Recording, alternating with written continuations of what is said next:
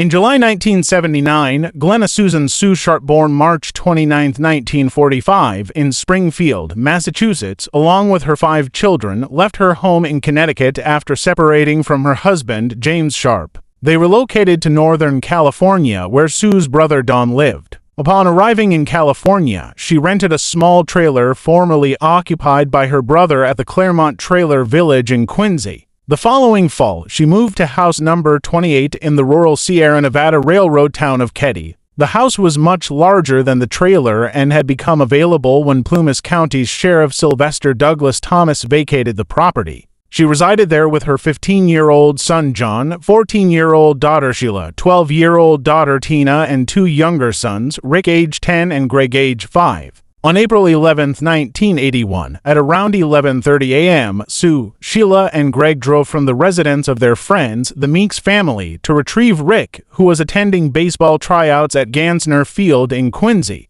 They happened upon John and his friend Dana Hull Wingate hitchhiking at the mouth of the canyon from Quincy to Keddie and then drove them about 6 miles away to Keddie. 2 hours later, at around 3:30 p.m., John and Dana hitchhiked back to Quincy, where they may have had plans to visit friends. Around this time, the boys were seen in the city's downtown area. That same evening, Sheila had plans to spend the night with the Seabolt family, who lived in adjacent number 27, while Sue remained at home with Rick, Greg, and the boys' young friend Justin Smart. Sheila departed house number 28 shortly after 8 p.m. to sleep at the Seabolts. Tina, who had been watching television at the Seabolt residence, returned to number 28 after asking what time it was at 9:30. At approximately 8 a.m. on the morning of April 12th, Sheila returned to number 28 and discovered the unlived bodies of Sue, John, and Dana in the house's living room. All 3 had been bound. Tina was absent from the home, while the 3 younger children, Rick, Greg, and Justin, were found physically unharmed in an adjacent bedroom.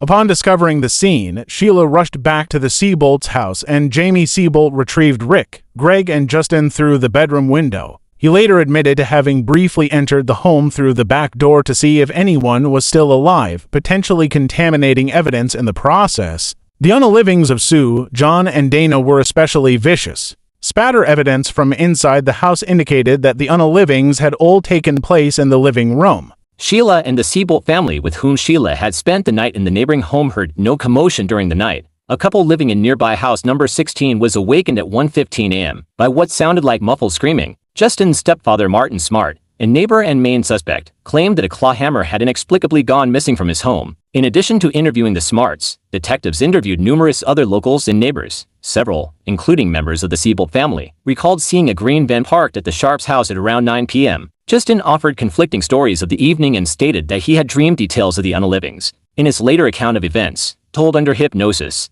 he claimed to have seen Sue with 2 men. Based on Justin's descriptions, composite sketches of the 2 unknown men were produced by Harlan Embry, a man with no artistic ability and no training in forensic sketching. It was never explained why, with access to the Justice Department and the Federal Bureau of Investigation's FBI top forensic artists, law enforcement chose to use an amateur who sometimes volunteered to help local police. In press releases accompanying the sketches, the suspects were described as in their late 20s to early 30s. One stood between 5 feet 11 inches to 6 feet 2 inches tall with dark blonde hair, and the other between 5 feet 6 inches and 5 feet 10 inches with black, greased hair. Both wore gold-framed sunglasses. Rumors regarding the crimes being ritualistic were motivated by substance trafficking were dismissed by Plumas County Sheriff Doug Thomas, who stated in the week following the unalivings that neither substance paraphernalia nor illegal substances were found in the home. Tina's disappearance was initially investigated by the FBI as a possible abduction, although it was reported on April 29, 1981, that the FBI had backed off the search as the California State Department of Justice was doing an inadequate job and made the FBI's presence unnecessary. A grid pattern search of the area covering a 5-mile radius around the house was conducted with police canines, but the efforts were fruitless. On April 11, 1984, a bottle collector discovered the cranium portion of a human skull and part of a mandible at Camp 18 near Feather Falls in neighboring Butte County, roughly 5 miles from Feather Falls,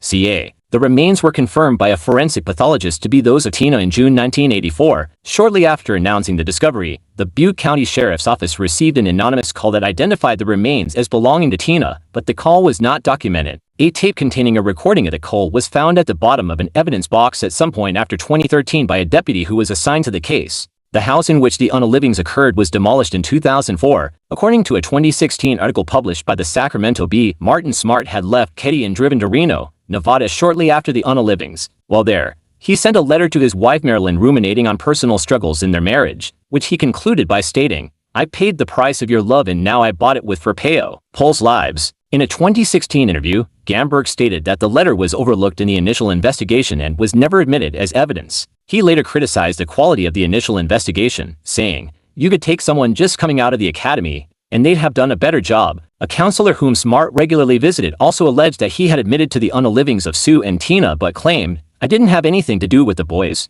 He allegedly told the counselor that Tina was unalived to prevent her from identifying him, as she had witnessed the whole thing. John Bubede, another suspect who was in the same neighboring cabin as Smart, allegedly had ties to organized crime in Chicago. He passed away in 1988. On March 24, 2016, a hammer matching the description of the one Smart had claimed to have lost was discovered in a local pond and taken into evidence by Plumas County Special Investigator Mike Gamberg. Plumas County Sheriff Greg Hagwood, who was 16 years old at the time of the unalivings and knew the Sharp family, stated, "The location it was found, it would have been intentionally put there. It would not have been accidentally misplaced." Gamberg also stated that at that time, 6 potential suspects were being examined. In April 2018, Gamberg stated that DNA evidence recovered from a piece of tape at the crime scene matched that of a known living suspect.